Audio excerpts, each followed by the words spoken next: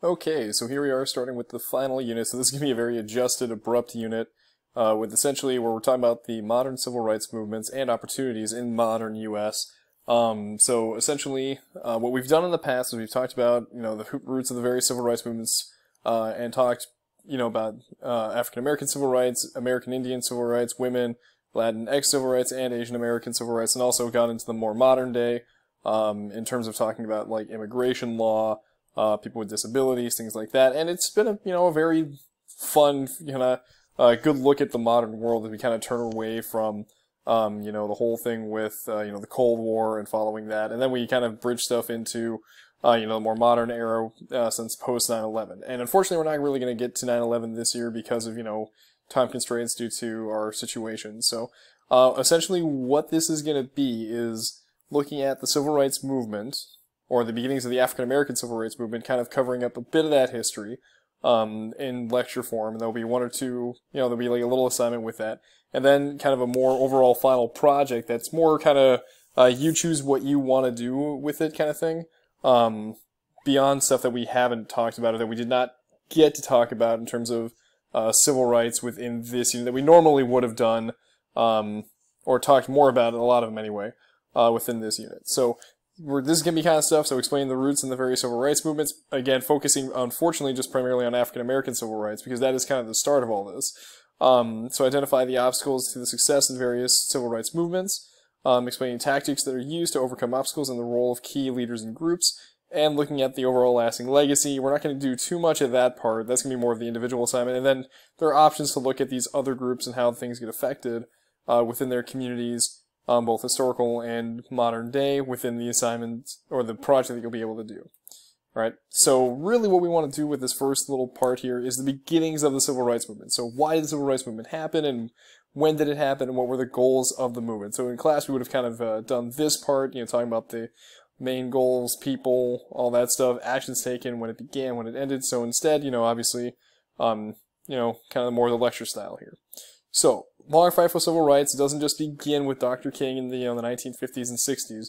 Okay, essentially, fighting for civil rights begins, essentially, once slavery begins. Those are people that are first brought into the United States as slaves from Africa, essentially are fighting for their freedom the instant they get here, in 1619 when they're brought over by the Dutch. So that's not a first thing that just kind of all of a sudden just happens. So the goal for the modern civil rights movement, beginning after the Civil War, it's about equal political rights. Alright, equal access to things like education, public and private property, being able to own things, and getting treated fairly and equally under the law. So being able to vote, being able to go to the school of your choice, having quality education or access to quality education, restaurants, sporting events, being able to buy a house in the community that you want to live in, not being restricted to, certain areas because of the color of your skin or, your gender or your race. And then again, being treated equally by all members of the community and being treated equally under the law. Those are the things that have kind of been the main parts of the civil rights movement. And we've talked about some of this stuff on and off, obviously prior to and right after the Civil War, when we talked about Reconstruction, more along the lines of, the end of Trimester 1 and the beginnings of Trimester 2. Those were things that we had mentioned. Alright, so we're going to revisit some of that stuff here today. Okay. So, early victories followed by the setbacks. So, following the Civil War, we get the 13th through 15th Amendments, so, abolishing slavery. African American men get the right to vote, and then the idea of African Americans are citizens and have, or everyone is guaranteed equal rights under the law. Okay? So, that becomes really, really essential, that 14th one later on. Okay? So, we saw a lot of, African American men being able to vote, especially in the South, leading to a lot of African American people in government initially during Reconstruction, but once Reconstruction ends, we see the growth of segregation and the Jim Crow laws. So African Americans then lose rights because of poll taxes and literacy tests, alright, which is what we're going to talk about here a little later, maybe in this video or the next one. But essentially African Americans in the South then begin to lose that right to vote because of, essentially these things, the rise of the Ku Klux Klan, discrimination, and then, restricting where African Americans can go, what jobs they can have, all that stuff that comes up with the Jim Crow South, unfortunately, and that gets supported by Plessy v. Ferguson, which says that, segregation, as long as it's considered separate but equal, again, if you were able to see me right now, For those that have been in class, you've seen me do the quotation marks when I say but equal. All right, equal is not equal. All right, separate but equal is never equal. All right, that's where African Americans and other people obviously are getting, especially in terms of education, they're getting the old materials. They're in the rundown places. They are not getting the top-notch quality, materials and stuff, and have to find more success with fewer resources. Okay, so African Americans initially split on what to do. So you got this guy over here, W.E.B. Du Bois, asking and talking about fighting for protections and rights, while Booker T. Washington is talking about, well, we're not going to fight for our rights, we're going to become indispensable. We're going to, get jobs, we're going to train our own people, and instead of, fighting for voting, we're going to make sure that we are, essential to the economy and to the government and to society, and that way we'll earn respect and get our rights over time. All right? While Du Bois is talking about, no, we need to be able to vote and all that stuff is just as important, if not more important. Okay, then we sort of talked about that a little bit here with the Double V campaign. You're fighting for, freedom from discrimination abroad as well as at home, because if we're going to fight Hitler and, his racism and, genocidal tendencies, why can't we do that here in the United States at the same time? So essentially, the whole modern era of the civil rights movement is built up over a very long period of time. Right? It doesn't just happen overnight, but, it's been building essentially from the beginning of American history. All right, and a lot of that obviously comes out of, education following during and following the Reconstruction period. And then also this idea that we're no longer going to, just sit back and take discrimination at home if we're going to fight abroad to kind of end it. If that's what we're fighting for democracy and freedoms, we have to fight for it here with that Double V campaign. All right, so the beginnings of our modern civil rights movement. Okay, obviously we've talked about that. So the background here, laying the foundation. So the big organization that has been around, essentially got the roots of its establishment, or when people first started meeting for it, the NAACP, the National Association for the Advancement of Colored People. All right, using lawsuits to overturn segregation. Not necessarily all that successful, but it does in fact have that groundwork. Think about, the fact that while segregation does exist in the South, it also, unfortunately, exists in the North too. All right, it's just kind of more hidden. It's not necessarily out in the open. And so when issues of that occur, the NAACP steps in. All right, or, fights for lawsuits they believe that they can win. And unfortunately, even when they do win, typically it's, it's a slap on the wrist. Oh, well, this restaurant discriminated against this person with segregation. Well, they'll just pay the fine, and the fine is like, really minimal to the fact that they'll just keep doing it because it's just really, really cheap to pay the fine. Court fees are more expensive for the NAACP, but it's the principle of the matter for what they're fighting for. And this, again, builds up this whole idea of trying to overturn segregation. CORE, which is something that we didn't necessarily talk about too much with World War II, also within, the New Deal, or at least I didn't, okay? Congress of Racial, or for Racial Equality, or of Racial Equality, used the idea of the sit-in movement, so we're going to talk about that further in this unit as well, to segregate restaurants in the North and during the 30s and 40s.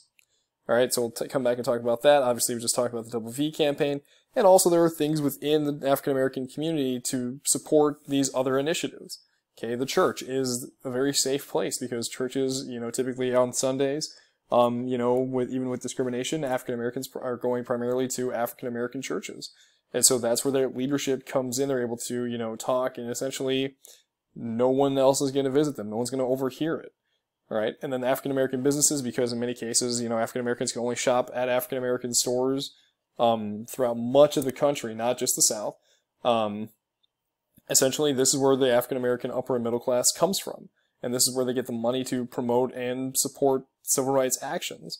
All right, because if we're talking about suing people, you need money, or suing institutions, you need money to do that. All right, people do have to make a living, and so African Americans' businesses are made to promote that, or not made to promote that, or used to promote that.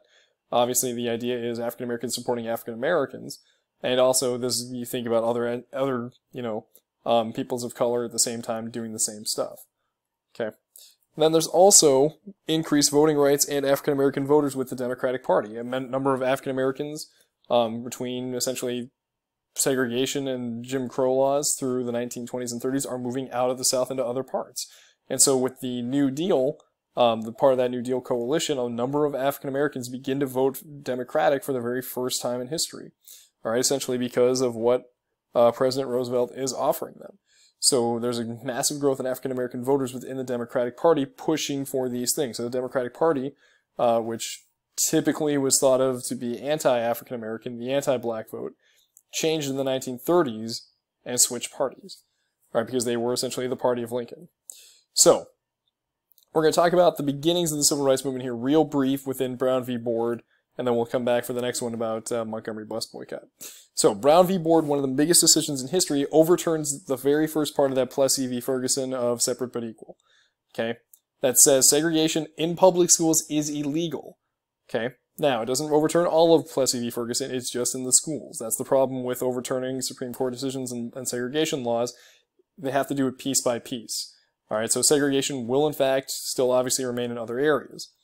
Now, must be done with all deliberate speed is what they wrote inside of, unfortunately, the decision. Now, deliberate speed was very vague, so that essentially left it up to the states and local communities to desegregate at, the time that they were forced to do it. So this is where you begin to see other protest movements. Okay, it's harder to enforce the decision rather than just saying segregation is over, because there is a lot of resistance. A lot of schools would rather shut down than integrate. So this is where we would have seen, I would have passed out a letter from Jackie Robinson, the first African-American baseball player inside the Major League Baseball.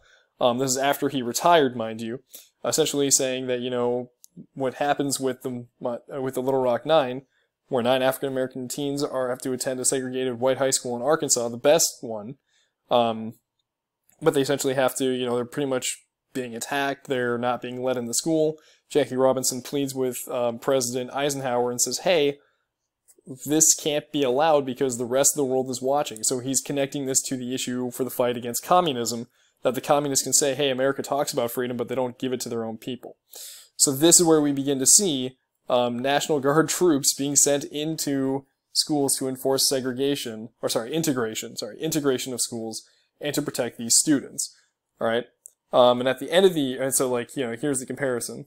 School for white children in 1930, school for black children, all within Halifax County, that are located pretty close to each other. Okay, you can see the resources here, the more modern school versus the less modern school, and the better resources within that. This is the reason why we talk about integration. Now, obviously, here's the harassment, but then there's, literally you're walking to class with armed soldiers. At the end of the year, they decided to shut down Little Rock Central High School in Arkansas, rather than continue integration. So there were other ways in which they tried to combat that. Okay. Now, unfortunately, as integration proceeds throughout the South, there's unfortunately some negative consequences within that. In many cases, rather than integrate their families or integrate the races, a lot of people move to the suburbs. Others, they create or send their kids to private schools to kind of avoid integration. In many cases also, when you talk about integrating these schools, okay, you're pulling kids from this school to this school. The unfortunate thing is that takes out a lot of African American and just teachers of color. So essentially a whole generation of African American teachers of color, lose their jobs due to integration because they're not hiring teachers of color. All right, even if they have really, really good experience. And so the students who are going into integrated schools are now being taught by white teachers. All right. Some who may have definite racial tendencies or racist tendencies, and then others who, they might mean well and might do a pretty good job. But in terms of being able to see people like you in a certain profession, that limits the number of people that, students of color, African American students, see people like them because of integration. So those are some of the negative setbacks here within that. And of course, obviously, it takes a long, long time. And in many cases, some places, if you've ever seen the movie, Remember the Titans, even in Virginia and Alexandria, which is very close to Washington, D.C., just like, not even 30 miles away from the nation's capital, doesn't integrate until the end of the 60s. So that with all whatever speed I mentioned in the previous slide, does not exactly happen. So in the next video, we'll talk about the other parts within the civil rights movement, talking about voting and, other types of integration.